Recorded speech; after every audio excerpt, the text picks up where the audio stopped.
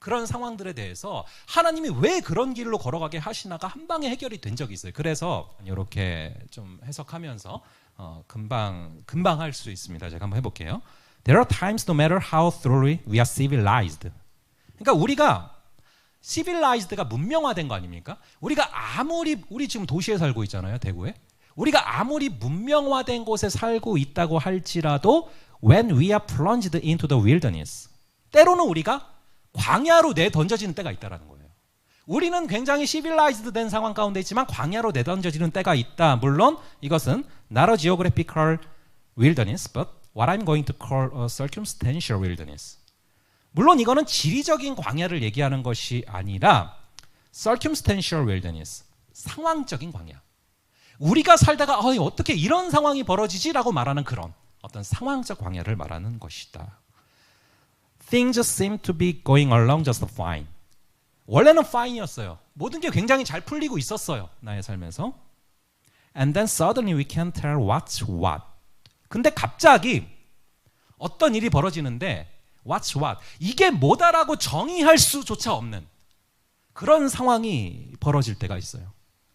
We don't know what's going on within us. 그래서 우리는 우리 안에서 벌어지는 일이 무엇인지를 도저히 알 수가 없고요. In another who is important to us. 또 우리에게 중요한 사람에게 벌어지는 그 일이 무엇인지를 알 수가 없는 상태가 돼요. Feelings erupt in us. 감정이 우리 안에서 폭발을 해버립니다. 전에는 그런 적이 없는데 감정이 폭발을 해요. That call into question what we've never questioned before. 그리고 전에는 전혀 던져보지도 못했던 질문들이 내 안에 계속해서 올라오는 것들을 체험을 하게 됩니다. We feel like we are out of control. 우리는 컨트롤이 안 되는 상황 가운데 빠지게 되는 거예요. 내 힘으로 제어가 안 되는. We are in the wilderness. 그게 바로 우리가 광야에 있다라는 그런 표현인 것이죠. I rather acknowledge that. 나는 물론 인정을 합니다. This circumstantial wilderness is a terrible, frightening and dangerous place.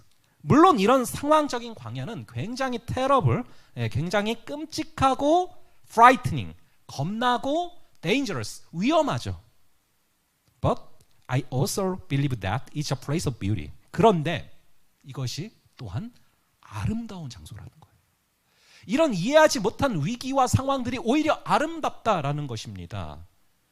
왜냐?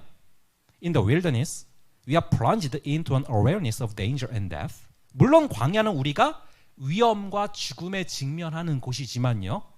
At the very same time, 하지만 동시에 we are plunged if we let ourselves be.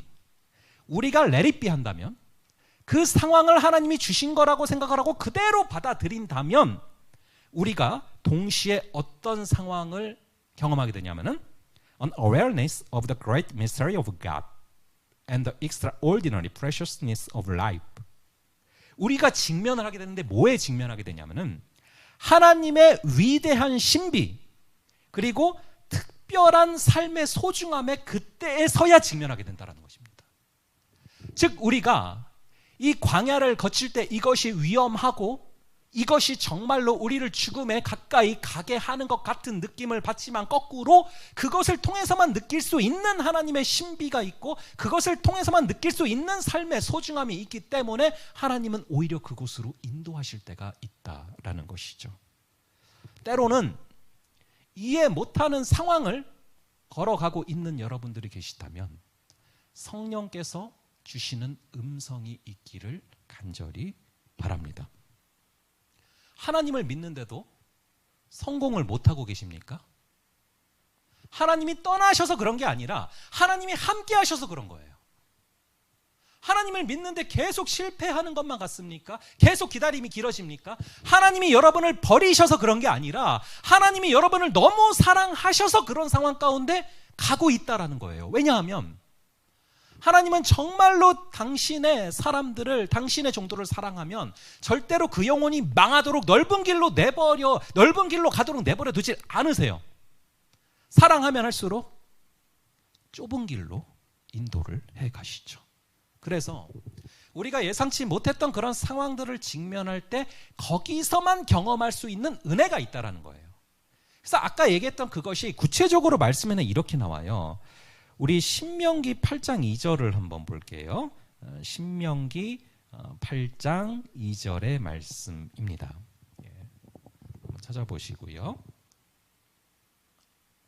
이 8장 2절의 말씀을 한번 함께 읽어보겠습니다. 시작. 내 하나님 여호와께서 이 40년 동안에 내게 광야길을 걷게 하신 것을 기억하라. 이는 너를 낮추시며 너를 시험하사 내 마음이 어떠한지 그 명령을 지키는지 지키지 않는지 알려 하심이라. 아멘. 여기 보시면 광야를 걸어가게 하시는 이유가 여러 가지가 있지만 그 중에 하나가 내 마음이 어떠한지를 알게 하려 하심이라. 이 내 마음이 어떠한지가 바로 영어로 보시면 What was in your heart? 너의 마음속에 들어있는 그것이 무엇인지를 드러내시려고 광야의 순간들을 걸어가게 하신다라는 것이죠.